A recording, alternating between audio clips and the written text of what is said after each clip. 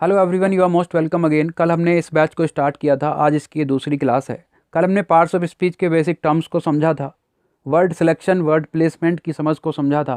साथ ही ये भी सीखा था how to identify the grammatical profile of any word.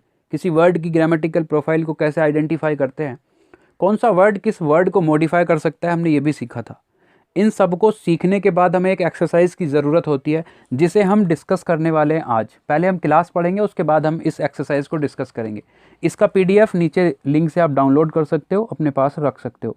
हम क्लास को शुरू करते हैं और क्लास हमारे आज मोस्ट इंपॉर्टेंट पार्ट से शुरू होगी। आपके अंदर चेंज आने वाला है अगले 10 मिनट के अंदर, ये मेरा आपसे वादा है। आप हिंदी मीडियम के स्टूडेंट हो, आप इंग्लिश मीडियम के स्टूडेंट हो, आपकी इंग्लिश चाहे कितनी भी कमज़ोर क्यों ना है, अगले 10-12 मिनट में आपके अंदर चेंज आने वाला है, ये मेरा आपसे वादा है। ध्यान से समझना मेरी बात को। चाहे आप किसी भी एग्ज़ाम की तैयारी कर रहे हो, SSC, bank, IB, NDA, CDS, whatever, हमें पैसेज देखने को मिलता है जिसे हम रीडिंग कॉम्प्रिहेंशन बोलते हैं। इसे पढ़ने का तरीका आज तक हमें समझ नहीं आया, क्योंकि इतनी डिफ़िकल्ट लैंग्वेज आने लग रही है वहाँ कि हमें समझ नहीं आ रहा कुछ भी। हमारे मेंटर्स हमें ये बोलते हैं कि न्यूज़पेपर रीड करो। न्यूज़पेपर रीडिंग ही आपको पैसेज को समझाने के लिए बेनिफिट कर सकता है। हमें आज तक ये पता नहीं लगा कि न्यूज़पेपर को रीड कैसे करें, क्योंकि न्यूज़पेपर रीड करने के बाद पैसेज को हम सोल्व नहीं कर पा रहे। हमें 60% भी समझ नहीं आता उसमें लिखा हुआ क्या है। हम क्या करते आए हैं अभी तक, हम न्यूज़पेपर को रीड करते हैं, जो वर्ड्स हमें नहीं आते अपनी नोटबुक में लिखते हैं, डिक्शनरी में से उठा उठा के हम उसके मीनिंग लिखते हैं वहाँ पर। वो मीनिंग हम आगे लिखते जाते हैं, नए नए, हम पीछे वाले भूलते जाते हैं। आज तक यही हुआ है और कुछ नहीं हुआ है। ये सच्चाई है, आप माननी पड़ेगी आपको, क्योंकि मैं जानता हूँ इस सच्चाई को आपकी। आज मैं इसी पे बात करूँगा, how to read newspaper, how to tackle passage और आरसी, रीडिंग कॉम्प्रिहेंशन। मैं 3 इंपॉर्टेंट तरीके बताऊंगा और ये 3 तरीके ही आपको पैसेज को सोल्व करने में मदद करेंगे। आगे चलकर हम इसकी सबकी एक्सरसाइज करेंगे, सारी ट्रिक्स और टेक्निक सीखेंगे इसकी। लेकिन मैं अभी बेसिक आपको एक जानकारी देने वाला हूँ जो आपको रीडिंग करते हुए अपने आप में चेंज देखने को मजबूर कर देगी। शुरू करते हैं इस टॉपिक को। आप हेडिंग लगा लीजिए, हाउ टू रीड न्यूज़पेपर और हाउ टू रीड पैसेज और आरसी। पहली बात तो ये है, पहला पॉइंट हमें ये पता होना चाहिए कि हम करने क्या जा रहे हैं। हम पैसेज को पढ़ने नहीं जा रहे, हम पैराग्राफ को पढ़ने जा रहे हैं। चाहे कितना भी लंबा पैसेज लिखा हो वहाँ, हम पैसेज को नहीं रीड करेंगे, हम पैराग्राफ को रीड करेंगे। पैराग्राफ 3, 4, 5, 6 लाइन का हो सकता है, उसे हम रीड करेंगे। फिर उसे रीड करते हुए इस बात को समझने की आदत डालेंगे कि कैसे समझते हैं। हमने एक पैराग्राफ रीड किया, जैसे आपके सामने एक छोटा सा पैराग्राफ यहाँ लिखा है, if you denied that I am yet to attend the party, then I would be inclined to dismiss any claim that you are reluctant to obfuscate the truth। अब हमने इस बात को पढ़ा तो हमें एक बात समझ में आ रही है। यहाँ एक लाइन लिखी थी, I am yet to attend the party, उसके बाद लिखा है would be incline to dismiss any claim. तो ये जो पार्टी वाली बात लिखी है, I am yet to attend the party, मैं आपसे क्वेश्चन पूछना चाहता हूँ यहाँ, did I attend the party, yes और नो? क्या आप इस बात को समझ पाए इस पैराग्राफ को पढ़कर या नहीं? बस यही आपको ये बता देगा कि आप पैसेज को कितना समझते हो। एक छोटा सा पैराग्राफ, आप अभी से पढ़ने लग रहे हो और आप इलझ चुके हो इसमें। इलझना नहीं है। दूसरा पॉइंट ये होता है कि हमें वोकैब आनी चाहिए। वोकैब आनी चाहिए, वो कैसे आनी चाहिए? जैसे आपने इस पैराग्राफ को पढ़ा तो हो सकता है कुछ बच्चों को इंक्लाइंड का मीनिंग ना पता हो सकता है कुछ बच्चे ऐसे हों जिन्हें रिलक्टेंट का मीनिंग ना पता हो, और ज़्यादातर बच्चों को ऑफस्केट का मीनिंग ना पता हो। इन सारे वर्ड्स का आप मीनिंग ढूंढ के अपनी नोटबुक में नोट करो। अब इन्हें याद कैसे करना है ये भी मैं बताने जा रहा हूँ आपको। थर्ड पॉइंट मोस्ट इम्पॉर्टेंट है। आप जो ये पढ़ा है आपने इस पैराग्राफ को, इसे आप पैसिव रीडिंग वे में लिखो। पैसिव रीडिंग वे क्या होता है? सिंपल लैंग्वेज में लिखो। अब जैसे हमें इंक्लाइन का मतलब होता है झुकाव होना किसी की तरफ को पूरी तरह से। रिलक्टेंट का मतलब होता है अनविलिंग। रिलक्टेंट का मतलब होता है अनविलिंग। अनविलिंग मतलब अनिच्छुक, मतलब इच्छा नहीं है, आप नहीं चाहते उस काम को। ऑफस्केट का मतलब होता है टू हाइड, छुपाना, किसी चीज़ को नहीं बताना, छुपाना, ऑफस्केट। आपने अपनी वोकैब नोटबुक में इस चीज़ को नोट डाउन किया। उसके बाद हमें इसे सिंपल लैंग्वेज में लिखते हुए ना तो ऑफस्केट का यूज़ करना है, ना रिलक्टेंट का यूज़ करना है, ना इंक्लाइंड का यूज़ करना है। हमें यूज़ करना है इन वर्ड्स के मीनिंग का जो हमने यहाँ लिखे थे। अब इस चीज़ को कैसे डिड्यूस करना है हम इसे देखते हैं एक इसी एग्जाम्पल के साथ। पैराग्राफ हमारा ऊपर लिखा हुआ है, if you denied that I am yet to attend the party, हम इतने पार्ट को डिड्यूस करते हैं, इसे हम अपनी सिंपल लैंग्वेज में लिखने की कोशिश करते हैं। और अब आपका काम शुरू होता है कि आपको कैसे ये पैसेज परेशान करता है और आपको कैसे समझना है। देखो ध्यान से, यू डिनाइड, ये लिखा हुआ है ना, यू डिनाइड, क्या डिनाइड किया आपने? That I am yet to attend the party, यही तो मना किया आपने भाई, आपने डिनाई किया क्या? That I am yet to attend the party. I am yet to eat food, आपसे मैं पूछूं कि आपने खाना खाया और आप मुझे रिप्लाई दो I am yet to eat, मतलब आपने अभी नहीं खाया ना, आपको खाना है, अभी नहीं खाया, तो इसका मीनिंग क्या हुआ? I haven't attended the party. I am yet to attend the party, मुझे पार्टी में अटेंड होना है, मतलब अभी हुआ नहीं होना। I haven't attended the party, मैंने पार्टी अटेंड नहीं की है, यही इसका मीनिंग हुआ।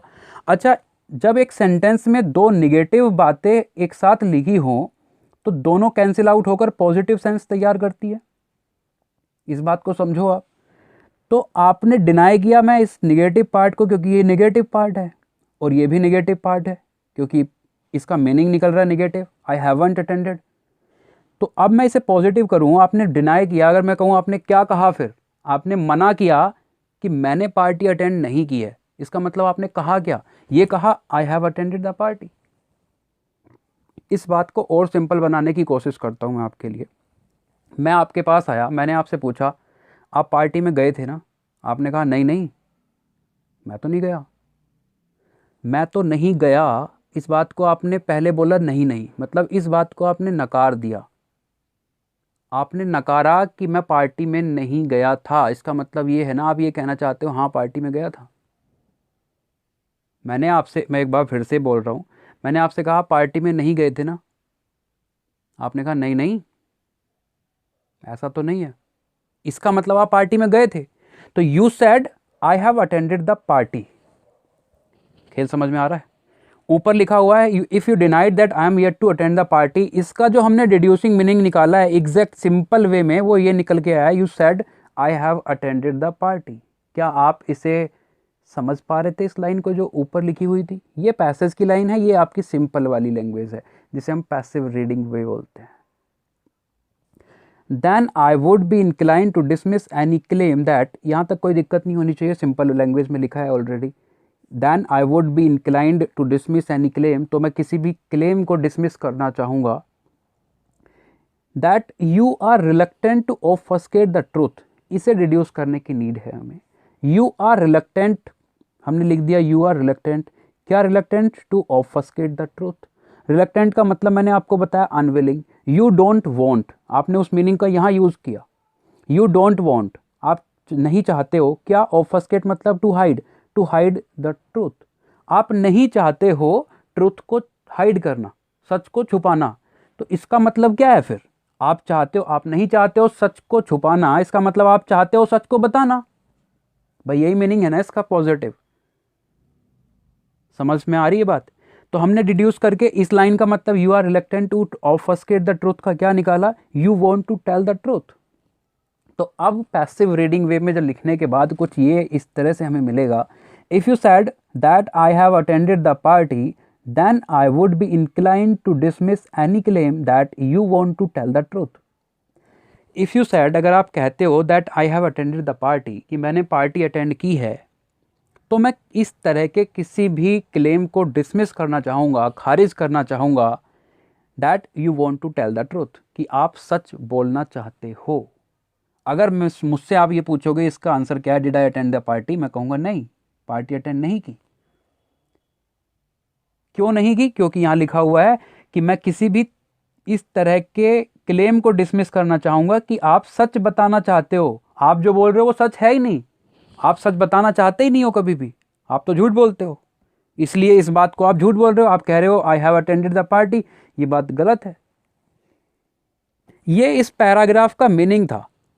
क्या आपने इस बात को ऐसे समझा था? आज तक ऐसे समझने की कोशिश की है आपने? नहीं, आप पढ़ते हो, पढ़ के देखते हो, बस ये लिखा है, अगर ऐसा कुछ दिखता है क्वेश्चन में तो लगा देंगे, नहीं दिखेगा तो पता नहीं, जो होता है वो होगा। ये तरीका है पैसेज को डिड्यूस करने का। मैं आर्टिकल जब एडिटोरियल लूँगा आपको कॉम्प्रिहेंशन पे पहुँचूँगा आपका बेसिक क्लियर करके, तो इसी तरीके से डिड्यूस करूँगा सारी चीज़ों को, ताकि आपको एक एक बात समझ में आए और आप इस तरह की हैबिट डाल लो। जैसे आपने ऊपर वाली लाइन पढ़ी, तो अब आपको जब आप इतनी आदत डाल लोगे लिखने की, तो ये लिखने की ज़रूरत नहीं पड़ेगी आपको एग्ज़ाम में। आप तुरंत इस लाइन को पढ़ते हुए पता लगा दोगे, if you denied that I am yet to attend the party, इसका मतलब है you said that I have attended the party. तुरंत पता लगेगा आपके माइंड में इस बात का। इस तरीके से आपको न्यूज़पेपर रीड करना है। वोकैब की बात है, जैसे आपने उन 2-3 वर्ड को लिखा था, अब जैसे यहाँ आपने इन वर्ड्स को यूज़ कर लिया, टू हाइड यहाँ लिख दिया आपने, डोंट वांट आपने यहाँ लिख दिया, तो अब आपको रटने की ज़रूरत नहीं पड़ेगी उन वर्ड्स को। मुझे नहीं लगता आपको रटने की ज़रूरत है अब, क्योंकि आप उन्हें यूज़ कर चुके हो। एक बार 15 दिन में पढ़ लोगे, उसके बाद तो अपने आप याद हो जाएंगे वो वर्ड्स। हाँ, अगर आप इस तरह से नहीं लिखोगे तो आप रटते रहोगे, और रटोगे तो 15 दिन बाद भूल जाओगे। अब हम अपनी एक्सरसाइज पर आते हैं, उसके बाद हम फ्रेज़ पढ़ने वाले हैं आज, कि फ्रेज़ से किस तरह के क्वेश्चन बनते हैं, फ्रेज़ को कैसे आइडेंटिफाई करना है, ये हम सीखने वाले हैं वर्ड के बाद। तो पहले हम एक्सरसाइज देख लेते हैं जो हमने कल पढ़ा था उसके बेसिस पर। एक्सरसाइज आपके पास होगी, नीचे डाउनलोड कर सकते हैं, क्वेश्चन आपके सामने लिखे हैं। पहला क्वेश्चन आपके सामने ये लिखा है, Sita kept the fast for a week. इन 3 सेंटेंसेस में फास्ट कॉमन है, हमें ये पता लगाना है इस फास्ट की इन तीनों सेंटेंसेस में ग्रामेटिकल प्रोफाइल क्या है। पहला sentence, Sita kept the fast for a week, यहाँ लिखा है द, उसके बाद लिखा है फास्ट। किसी भी वर्ड से पहले अगर कोई आर्टिकल लिखा हो, तो वो वर्ड नाउन होगा। तो ये फास्ट नाउन है, जिसका मतलब हिंदी में तेज होता है, जिसे हम बोलते हैं तेज। उसने अपने आप को तेज रखा फॉर अ वीक। उसके बाद क्या कह रहा है, राम रैन वेरी फास्ट। राम रैन वेरी फास्ट, इस फास्ट ने किसके बारे में बताया, इस रैन के बारे में। वो तेज भागा, भागने के एक्शन को फास्ट ने तेज बताया। और एक वर्ब को मॉडिफाई करने वाला वर्ड क्या होता है, adverb. They fast in Navratri for 9 days, वो फास्ट रखते हैं नवरात्रि में, वो व्रत रखते हैं, ये एक एक्शन है, एक्शन है तो ये वर्ब है। तो पहले सेंटेंस में नाउन था, दूसरे में एडवर्ब था, और तीसरे में ये वर्ब था। आप ये नहीं कह सकते फास्ट नाउन है, आप ये नहीं कह सकते नाउन फास्ट वर्ब है, एडवर्ब है। आपको ये बात तब पता लगेगी उसका प्लेसमेंट क्या है, वो किस जगह पर लिखा है, उसका फंक्शन क्या है, वो किस तरीके से काम कर रहा है। तब आप ये कह सकते हो ये वर्ड इस तरीके से यूज़ किया गया है। इन दोनों सेंटेंसेस में लिटिल कॉमन है, तो लिटिल की हमें प्रोफाइल बतानी है। कीर्ति हैज़ लिटिल नॉलेज, नॉलेज क्या है, नाउन। नाउन को मॉडिफाई कौन करता है, एडजेक्टिव। तो इसमें लिटिल क्या होगा, एक एडजेक्टिव होगा। He is a little worried, he is tired, इसमें ये बताओ ही इज़ टायर्ड में टायर्ड क्या है, एक एडजेक्टिव है, वर्ब की थर्ड फॉर्म है, लेकिन काम किसका कर रही है, इसके बारे में बताने का। और ये क्या है, प्रोनाउन। प्रोनाउन के बारे में कौन बात करता है, एक एडजेक्टिव। तो ही इज़ वरीड अगर मैं बोलूँ तो इसका मतलब क्या होगा कि वो चिंतित है। वरीड मतलब थर्ड फॉर्म आई, इसने ही के बारे में बात किया, तो ये भी क्या होगा, एडजेक्टिव। और एक एडजेक्टिव को कल मैंने बताया था मॉडिफाई कौन कर सकता है, एक एडवर्ब। तो इसमें लिटिल क्या होगा, एक एडवर्ब होगा। ठीक है, आगे लिखा है I think yours is a better, better in दोनों में बेटर की बतानी है हमें। I think yours is a better plan, plan एक नाउन है, नाउन को मॉडिफाई कौन करता है, एक एडजेक्टिव करता है। तो इसमें ये क्या होगा, एडजेक्टिव होगा। दे नो इट बेटर, वे इसे अच्छे से जानते हैं, अच्छे से जानते हैं।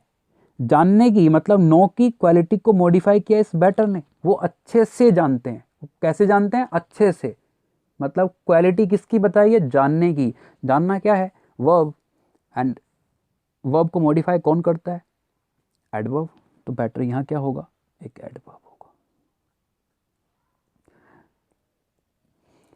नेक्स्ट 2 सेंटेंसेस में लाउड का बताना है। She spoke in a loud voice, voice is a noun and as we know an adjective can modify a noun, so loud is an adjective here. Next sentence said do not speak so loud, तेज़ मत बोलो, तेज़ मत बोलो, बोलने के लिए loud का यूज़ किया गया है। तेज़ मत बोलो, कैसा मत बोलो, तेज़ मत बोलो, एक्शन को मॉडिफाई कर रहा है। तो वर्ब को मॉडिफाई कौन करता है? एडवर्ब। तो इसमें क्या होगा? एडवर्ब। बात समझ पा रहे हो? आगे क्या लिखा है?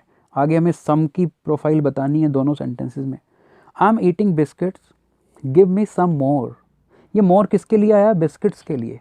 गिव मी सम मोर, क्या बिस्किट्स ही तो, और बिस्किट्स के लिए आया तो ये नाउन है, और नाउन को मॉडिफाई सम कर रहा है, तो ये क्या होगा? Adjective. Some students, students noun है, नाउन से पहले लिखा है, तो ये क्या होगा? एडजेक्टिव। कुछ ग्रामेरियन इसे एट्रीब्यूट भी बोलते हैं, एट्रीब्यूट भी बोलते हैं। आप एडजेक्टिव को समझो, एट्रीब्यूट की आपको खास ज़रूरत नहीं पड़ेगी। सी इज़ इन द राइट, इसमें बताओ आप ये क्या होगा? सी इज़ इन द राइट में कोई बता पाएगा? सी इज़ इन द राइट, वो किस में है? राइट में है, मतलब एक दिशा में है, वो सही में है। जैसे बोलते हैं ना, she is in the left, she is in the right, वो बाएं साइड है या राइट साइड है, इसकी यहाँ बात कर रहा है। और आर्टिकल लिखा है पहले ही सेंटेंस में, मैंने आपको बताया एक आर्टिकल के बाद नाउन लिखा होता है, तो ये क्या होगा? नाउन होगा। God is always right, you are intelligent, भगवान हमेशा सही होते हैं, तो ये किसके बारे में बात कर रहा है? गॉड के, और गॉड क्या है? नाउन, तो ये क्या होगा? Adjective. Since she says so I believe it, बीच में लिखा है कोमा। अगर ये कोमा ना हो तो बीच में दो क्लॉजेस को जोड़ने के लिए कंजंक्शन चाहिए। दो चीज़ों को आपस में जोड़ना है मुझे, तो एक कंजंक्शन चाहिए। अगर ये कोमा यहाँ लिखा है तो फिर सेंटेंस में कंजंक्शन स्टार्टिंग में लिखा गया होगा, तो सिंस एक कंजंक्शन का काम कर रहा है। सिंस की प्रोफाइल क्या होगी? कंजंक्शन। इस सेंटेंस को आप ऐसे भी लिख सकते हो, ध्यान देना जरा इस बात पे, ऐसे भी लिख सकते हो, आई believe it since she says सो। इस वाले क्लोज को आप बाद में भी लिख सकते हो, और अगर कंजंक्शन को पहले लिखोगे तो आपको बीच में कोमा लगाना पड़ेगा। My friend has been ill since yesterday, yesterday एक चीज़ का नाम है, नाउन है, नाउन को रिलेट करा रहा है, तो ये प्रपोजिशन होगा। ये तो आप बचपन से पढ़ते आए हो। एनालाइज द अबव सेंटेंस, ऊपर वाले सेंटेंस को एनालाइज करो। सेंटेंस को मॉडिफाई किया अबव ने, तो अबव यहाँ क्या होगा? एडजेक्टिव होगा। नीचे वाले सेंटेंस में अबव क्या होगा? The moral law is above the civil law, moral law और सिविल लॉ को रिलेट करा रहा है ये अबव, और दो नाउन को आपस में रिलेट कौन कराता है? प्रपोजिशन, तो ये क्या होगा? Preposition. Are blessings come from above, हमारे जो ब्लेसिंग्स हैं, आशीर्वाद हैं, वो ऊपर से आते हैं। ऊपर से आते हैं, किसी जगह का नाम बता रहा ना, जैसे कह रहा है भगवान के यहाँ से आते हैं, ऊपर वाली जगह से आते हैं, और जगह का अगर नाम है तो ये क्या होगा? नाउन। तो देखो यहाँ अबव अबव अबव, अबव को लोग प्रपोजिशन के हिसाब से जानते हैं कि अबव तो एक प्रपोजिशन होता है, लेकिन यहाँ देखो, यहाँ पहले एडजेक्टिव था, उसके बाद प्रपोजिशन हुआ, और फिर यहाँ नाउन भी है। हमें इन दोनों में ऑल बताना है। All man are mortal, man noun है तो उससे पहले एक एडजेक्टिव मॉडिफाई कर रहा है। अगेन कुछ ग्रामेरियन इसे एट्रीब्यूट भी बोलते हैं। ऑल स्पोक, ऑल के बाद सीधा क्या आ गया? वर्ब, तो ये सब्जेक्ट है, और सब्जेक्ट का काम या तो नाउन कर सकता है या फिर प्रोनाउन। ये नाउन तो है नहीं क्योंकि नाम नहीं है, तो ये क्या होगा? प्रोनाउन होगा। उम्मीद करता हूँ आपको ये बातें समझ में आई होंगी। आपके पास पीडीएफ है, आप खुद से ध्यान से देखो कि कौन सा वर्ड क्या है, अगर कहीं गलती कर दे तो अपने आप को ठीक करो। ऐसे ही आप जब न्यूज़पेपर रीड करते हो, एक पैराग्राफ उठा लो, फिर हर वर्ड के नीचे लिख कर देखो। जैसे यहाँ आई के नीचे आप सब्जेक्ट लिखो, am helping verb, eating verb, biscuits noun, give फिर से वर्ब, मी ऑब्जेक्ट, ये सब्जेक्ट जो भी है, आप हर वर्ड के नीचे लिखते चले जाओ। क्लियर है? तो अब हम शुरू करते हैं, आज की क्लास को आगे बढ़ाते हैं। हम जानते हैं लेटर क्या होते हैं। Letters A B C D सब लेटर्स हैं। इनमें से 5 वाउल्स होते हैं, 21 कॉन्सोनेंट्स होते हैं। इस बात को हम सब जानते हैं, तो टाइम वेस्ट करने की मुझे नहीं लगता ज़रूरत है। एक क्वेश्चन छोटा सा बता देता हूँ मैं एसएससी वाले बच्चों के लिए। लेटर को लेटर्स लिखा जा सकता है क्योंकि लेटर एक भी हो सकता है, जैसे ए लिखूँ तो एक है, और ए बी सी बहुत सारे लिख दूँ तो ये 3 हो गए, तो अब यहाँ लेटर्स मुझे लिखना पड़ेगा। लेकिन यहाँ एक था तो यहाँ मुझे लेटर लिखना पड़ेगा। ठीक है, इतनी बात क्लियर हुई। लेकिन अगर मुझसे कोई लिख दे यहाँ अल्फ़ाबेट्स, अल्फ़ा बैट्स अगर मुझे कोई दे दे लिख कर, इसमें एस लगा दे, तो मैं कहूँगा फिर आप गलत हो, ये रॉन्ग है। इससे अगर क्वेश्चन आता है या फिर कहीं भी किसी भी सेंटेंस में लिखा हुआ दिखता है अल्फ़ाबेट्स, तो ये रॉन्ग हो जाएगा। इसे रटना नहीं है कि अल्फ़ाबेट्स नहीं हो सकता है। मैं बताता हूँ क्यों नहीं हो सकता है। अल्फ़ाबेट बोलते हैं हम हिंदी में वर्णमाला को। वर्णमाला हम किसे बोलते हैं? एक ऐसी माला जिसमें हमने लेटर्स को पिरो दिया है, लेटर्स को एक सिस्टमेटिक वे में जहाँ रखा गया है, that is called alphabet.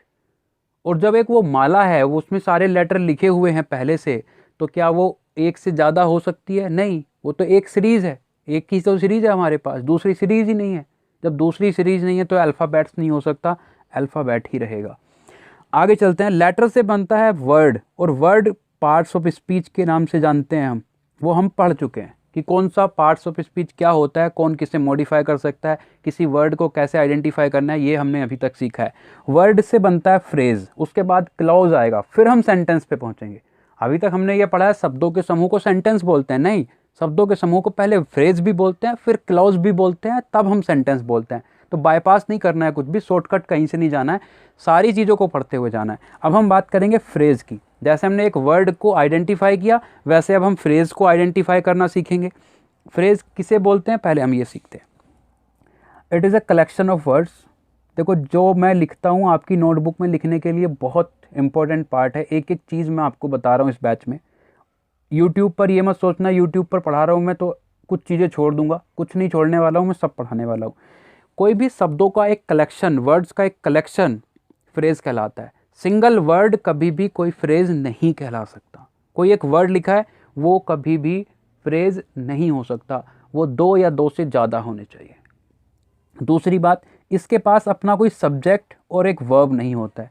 Finite verb और नॉन फाइनाइट वर्ब क्या होता है, अभी आपको इस चक्कर में नहीं पढ़ना है। आप लिख दो अपनी नोटबुक में, लेकिन समझना नहीं है। बस इतना समझो कि इसका अपना कोई सब्जेक्ट और इसका अपना कोई वर्ब नहीं होता है, that's it. Make sense but not complete sense. ये सेंस तो बनाएगा लेकिन कंप्लीट सेंस नहीं बनाएगा। ये मीनिंग तो तैयार करेगा लेकिन कंप्लीट मीनिंग तैयार नहीं करेगा। क्यों नहीं करेगा? क्योंकि ना तो इसके पास सब्जेक्ट है ना वर्ब है, तो कंप्लीट मीनिंग कैसे तैयार कर सकता है? जो बच्चे हिंदी मीडियम वाले हैं वो इंग्लिश को नहीं समझते हैं या इंग्लिश समझना नहीं चाहते हैं, वो लिखना नहीं चाहते हैं, वो हिंदी में लिखना चाहते हैं, आसान रहेगा उनके लिए, तो आप हिंदी में लिख सकते हो। नीचे लिखा है एक ऐसा कलेक्शन ऑफ वर्ड्स जिसका अपना ना तो सब्जेक्ट होता है ना ही वर्ब होता है। मीनिंग तो होता है उसका लेकिन कंप्लीट मीनिंग नहीं होता, उसे हम फ्रेज बोलते हैं। जैसे लिखा है विद अ गोल्डन निब। अब ये एक वर्ड तो नहीं है, नहीं है, तो ग्रुप ऑफ वर्ड्स है, इस बात को फॉलो करता है, करता है। सब्जेक्ट है क्या इसमें? कहीं नहीं है।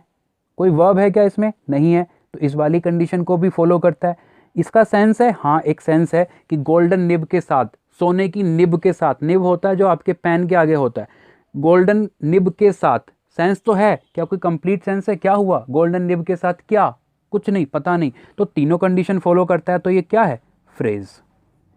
मेरी बात समझ पा रहे हो? फ्रेज को कैसे आइडेंटिफाई करना है? जैसे डिटेल्ड सॉल्यूशन, एक वर्ड तो नहीं है, नहीं, इस कंडीशन को फॉलो करता है। सब्जेक्ट वर्ब भी नहीं है, इस वाली कंडीशन को फॉलो करता है।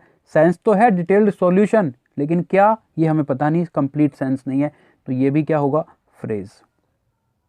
बात समझ पा रहे हो मेरी? एक सेंटेंस जैसे लिखा है you need a detailed solution, तो यू इसमें सब्जेक्ट हुआ, नीड क्या हुआ? वर्ब, और क्या हुआ? आर्टिकल। डिटेल्ड क्या होगा? सॉल्यूशन क्या होगा? सॉल्यूशन एक नाउन है, और नाउन को मॉडिफाई कौन करता है? एक एडजेक्टिव। तो डिटेल्ड क्या होगा? एक एडजेक्टिव। लेकिन अगर आपसे मैं ये डायरेक्ट ये पूछ लूँ कि इस वाले पार्ट को क्या बोलते हैं, मैं आपसे पूछ नहीं रहा कि सॉल्यूशन क्या है, डिटेल्ड क्या है, मैं आपसे ये पूछ रहा हूँ ये क्या है, ये बताओ पूरा डिटेल्ड सॉल्यूशन क्या है। तो आप जानते हो इसका अपना कोई सब्जेक्ट नहीं है। सब्जेक्ट, अब ये मत कहना यू इसका सब्जेक्ट है, यू इसका सब्जेक्ट नहीं। अगर आप यू इसे लगाओगे तो ये पूरा यहाँ से यहाँ तक बन जाएगा। अभी मैं बात कर रहा हूँ सिर्फ इतने पार्ट की, ये जो पार्ट है मैं इसकी बात कर रहा हूँ, डिटेल्ड सॉल्यूशन की मैं बात कर रहा हूँ।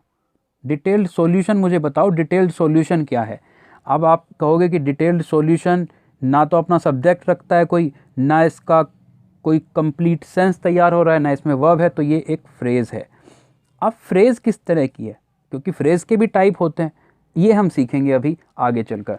एक और सेंटेंस देखो, I purchase the pen with the golden nib. आपसे ये पूछूं मैं golden with the golden nib क्या है, तो अगेन ये फ्रेज है, ये अभी हम सीख के आए, ये एक फ्रेज है। अब हम फ्रेज़ की टाइप्स देखते हैं ताकि हमें ये पता लगे फ्रेज़ होते कौन कौन से हैं। टाइप्स ऑफ फ्रेज़ आपके सामने लिखा है, हेडिंग आप लगा सकते हैं। पहला होता है नाउन फ्रेज़। अब आपको रटना नहीं है नाउन फ्रेज़ किसे कहते हैं, कैसे समझते हैं, आपको अभी समझ में आएगा कैसे समझना है। ये लिखा है their idea is good, their idea is good. अगर मैं आपसे ये पूछूं कि ये दियर आइडिया क्या है, तो ये ग्रुप ऑफ वर्ड्स है, एक से ज़्यादा वर्ड्स हैं। इसमें अपना इसका कोई सब्जेक्ट नहीं इस वाले पार्ट का, ना इसमें वर्ब है। ये सेंस तो तैयार करेगा लेकिन कंप्लीट सेंस तैयार नहीं करेगा। लेकिन ये काम किसका कर रहा है यहाँ, दियर आइडिया, सब्जेक्ट का। हम जानते हैं सब्जेक्ट का काम कौन कर सकता है, नाउन और प्रोनाउन। तो ये प्रोनाउन तो है नहीं कंप्लीट, ये नाउन है। दियर आइडिया लिखा हुआ है, ये नाउन है। और नाउन है तो लेकिन एक से ज़्यादा वर्ड है। अगर एक वर्ड होता तो नाउन होता, एक से ज़्यादा है तो ये फ्रेज़ है। काम कर रहा है ये नाउन का लेकिन है ये फ्रेज़, तो हम इसे क्या बोलते हैं, नाउन फ्रेज़। एक ऐसा फ्रेज़ जो नाउन का काम करता है नाउन फ्रेज़ होता है। बात समझ पा रहे हो? I like your suggestion. Your suggestion क्या है, एक ऑब्जेक्ट है इस सेंटेंस का। आई लाइक वोट, मैंने आपको बताया था नाउन कैसे मिलता है, हु, होम और वोट से। आई लाइक वोट, मैं क्या पसंद करता हूँ। योर सजेशन, तो ये सजेशन किसका काम कर रहा है, ऑब्जेक्ट का, एक नाउन है। क्योंकि ऑब्जेक्ट का काम तो नाउन पर नाउन करते हैं, लेकिन है ये ग्रुप ऑफ वर्ड्स तो ये फ्रेज़ है। तो ये कैसा फ्रेज़ हुआ, नाउन फ्रेज़। दूसरा होता है एडजेक्टिव फ्रेज़। जैसे नाउन का काम करने वाला फ्रेज़ नाउन फ्रेज़ होता है, वैसे एडजेक्टिव का काम करने वाला एडजेक्टिव फ्रेज़ होता है। और ये बहुत इंपॉर्टेंट पार्ट है। कुछ बच्चे, मासूम बच्चे, ये पता नहीं लगा पाते नाउन के चैप्टर से कि हमें, या एडजेक्टिव के चैप्टर से, जहाँ से भी आप पढ़ते हो, कि हमें यहाँ रुपीज़ में एस लगाना है, 100 में एस लगाना है, नोट में एस लगाना है। बड़ा कन्फ्यूज़न है। आपके कन्फ्यूज़न को अगले कुछ सेकंड में मैं दूर करने वाला हूँ। एक सेंटेंस लिखा है, purchase the pen with the golden nib. अब विद द गोल्डन निब एक फ्रेज़ है, हमने अभी पढ़ा, लेकिन ये काम किसका कर रहा है, पेन को मॉडिफाई करने का। पेन क्या है, एक नाउन, और नाउन को मॉडिफाई कौन करता है, एक एडजेक्टिव। तो अगर ये एडजेक्टिव का काम कर रहा है लेकिन है ये फ्रेज़, तो बेटा क्या होगा, एडजेक्टिव फ्रेज़। मुझे ये उम्मीद है आपको ये बातें समझ में आ रही होंगी। मैं बेसिक एग्जांपल्स के साथ समझा रहा हूँ। पेस को थोड़ा धीरे रखा है मैंने अभी, हम और तेज़ करेंगे इसकी पेस को, बैच की, ताकि हम जल्दी से सारी चीज़ों को कवर करके प्रैक्टिस सेशन पे पहुँचे। अब ये सेंटेंस लिखे हैं आपके सामने, they gave me 500 rupees, they gave me a 500 rupees note, they gave me a 500 rupee note, they gave me 3-5, वाह क्या लिखा है देखो, 3-500 रुपी नोट। बड़ा कन्फ्यूज़न है ना, लेकिन आपका कन्फ्यूज़न अब चुटकी में दूर होने वाला है अगर आप ध्यान से पढ़ रहे हो तब। They gave me 500 rupees, last में ये रुपीज़ लिखा है, और रुपीज़ क्या है, नाउन। बेसिक चीज़ों को जो आप समझ के है उसी से इसका आंसर मिल जाएगा आपको, नाउन है। उसके पहले क्या लिखा है, 500, ये लिखा है ना, उससे पहले तो ऑब्जेक्ट लिखा है सेंटेंस में, 500। अब ग्रुप ऑफ वर्ड्स है, इसमें कोई सब्जेक्ट नहीं है, वर्ब नहीं है, तो ये फ्रेज होगा। लेकिन ये मॉडिफाई किसे कर रहा है, एक नाउन को। नाउन को मॉडिफाई कौन करता है बच्चा, एडजेक्टिव। तो ये क्या होगा, एडजेक्टिव फ्रेज। कभी आपने ब्यूटीफुल को ब्यूटीफुल्स किया है, देखा है कहीं, इंटेलिजेंट्स देखा है या नहीं देखा है। एक एडजेक्टिव को प्लूरल बनाते हैं क्या, नहीं, प्लूरल तो नाउन बनता है, एक नाउन ही तो प्लूरल बनता है। स्टूडेंट को तो ही स्टूडेंट्स कर सकते हैं हम, या फिर वर्ब सिंगुलर प्लूरल होते हैं, एडजेक्टिव तो नहीं होते ना। तो हम क्या इसमें हंड्रेड्स लगा सकते हैं। अगर आपने हंड्रेड्स इसमें देख भी लिया तो आपका एरर बन जाएगा। क्यों बन जाएगा ये मैं आपको बता चुका हूँ, वो पढ़ने की ज़रूरत नहीं है। जब इसके साथ न्यूमेरिकल वैल्यू होगी तो इसमें एस नहीं लगेगा या लगेगा, डोंट नो, व्हाटएवर जो भी है वो पता नहीं, उसे नहीं आपको याद रखना है। आपको बेसिक चीज़ों से आपको समझ में आएंगे सारे answer. They gave me a 500 rupees note. अब यहाँ नाउन क्या है लास्ट में हमारा, नोट। नोट नाउन है। अब ये नोट क्यों है, नोट्स क्यों नहीं है, क्योंकि अ लिखा हुआ है और अ के साथ हम नोट्स नहीं लगा सकते, नोट ही लगाएंगे ना। जैसे यहाँ लिखा है 3 अ की जगह, तो अब यहाँ नोट नहीं लगा सकते, हम नोट्स लगाएंगे, क्योंकि नोट एक नहीं है, नोट कितने हैं, 3 हैं। समझ रहे हो बेसिक चीज़ों को। उसके बाद अब ये जो पार्ट लिखा है ना आर्टिकल और नाउन के बीच में, ये सब फ्रेज का काम कर रहा है फिर, क्योंकि अगर नाउन ये है और आर्टिकल यहाँ लिखा है तो ये सब फ्रेज का काम कर रहा है। सब्जेक्ट वर्ब अपना है नहीं इसमें, तो ये फ्रेज हुआ। अब ये इसे मॉडिफाई कर रहा है नाउन को, तो ये भी एक एडजेक्टिव फ्रेज हुआ। ये भी क्या हुआ, एडजेक्टिव फ्रेज, तो इसमें एस नहीं लग सकता, फिर ये वाला पार्ट सही होगा, ये सेंटेंस सही होगा। अब रुपीज़ नहीं हो सकता, अब रुपी होगा क्योंकि एडजेक्टिव फ्रेज में काम कर रहा है। क्लियर। आगे हमने 3 के साथ नोट्स लगाए क्योंकि एक से ज़्यादा थे तो 500 रुपी होगा, यहाँ रुपीज़ नहीं हो सकता, जैसे यहाँ रुपीज़ नहीं हुआ है। क्या किसी रूल की ज़रूरत थी? लगता है आपको कि रटना पड़ेगा, आपको मगअप करना पड़ेगा? मुझे नहीं लगता। You don't need any rule. आगे चलते हैं। दो टाइप हमने पढ़े, नाउन टाइप फ्रेज और एडजेक्टिव फ्रेज। थर्ड है एडवर्बियल फ्रेज। ये क्या होता है? एक सेंटेंस लिखा है आई मेट हर, आई क्या है सब्जेक्ट, मेट क्या है वर्ब, हर क्या है ऑब्जेक्ट, लास्ट वीक। अब आपसे पूछा जाए लास्ट वीक क्या है? अब last week I met her, मैं उससे मिला था कब? कब मतलब व्हेन, और व्हेन का आंसर क्या मिलेगा? एक adverb, adverb of time, adverb of time. लेकिन अ ग्रुप ऑफ वर्ड्स है, सिंगल वर्ड होता तो एडवर्ब बोल देता मैं, लेकिन एक से ज़्यादा है तो फ्रेज है, तो कैसा फ्रेज होगा? एडवर्ब फ्रेज, जिसे हम ग्रामर की लैंग्वेज में एडवर्बियल बोलते हैं। सिंपल है। क्लियर। आगे चलते हैं। आगे होता है verbal phrase.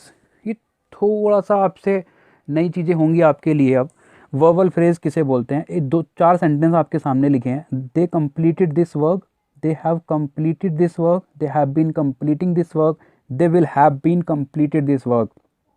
this work common है सब में, दे सब में कॉमन है, लेकिन ये जो बीच में पार्ट्स लिखे हैं ये कॉमन नहीं है, ये अलग अलग हैं। यहाँ completed लिखा हुआ है, यहाँ have completed है, यहाँ have been completed है, और यहाँ have will have been completed है। ये भी वर्ब है। have भी एक वर्ब होता है, हेल्पिंग वर्ब जिसे हम बोलते हैं, है तो ये भी वर्ब ही, ये भी वर्ब का पार्ट है और ये भी सब वर्ब का पार्ट है। लेकिन ये तो वर्ब है, ये तो समझ में आ गया क्योंकि सिंगल वर्ड होता है, पार्ट्स ऑफ स्पीच में आता है वर्ब, लेकिन ये पार्ट्स ऑफ स्पीच में नहीं आता। वहाँ तो सिंगल वर्ड होता तो वर्ब होता।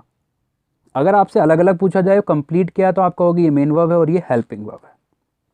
लेकिन आपसे कंप्लीट अगर पूछ लिया जाए अंडरलाइन करके कि ये बताओ क्या है, आपसे इस बात की जानकारी आपको होनी चाहिए, तो आपको फिर ये आंसर देना पड़ेगा ये एक वर्बल फ्रेज है, क्योंकि ये फ्रेज है, ग्रुप ऑफ वर्ड्स है, लेकिन किस तरह का? वर्बल फ्रेज है। यहाँ भी वर्बल फ्रेज है और ये भी वर्बल फ्रेज है।